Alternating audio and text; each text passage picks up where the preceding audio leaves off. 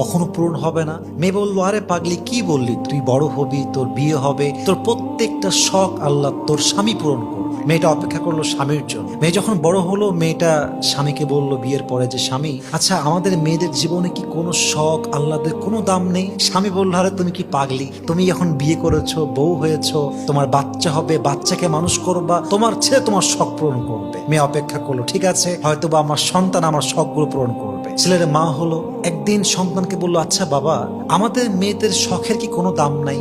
আমাদের আল্লাহদের কোনো দাম কি পৃথিবীতে নেই? সন্তান বলছে, মা তোমার কি মাথা খারাপ? তোমার বয়স হয়ে গিয়েছে, তোমার এক পা কবরে ঢুকে গিয়েছে, তুমি এখন আল্লাহ বিল্লাহ করবা, কবরের ফিকির করবা। তখন মেয়েটা বুঝতে পারলো যে আসলে পৃথিবীতে নারীদের শখ বলতে কিছু নেই। পৃথিবীটা নারীদের আল্লাহ পূরণের জায়গা নয়। নারীদের প্রথম এবং শেষ ঘর কবর ছাড়া আর কিছুই হতে পারে না। ঠিক কিনা বলেন?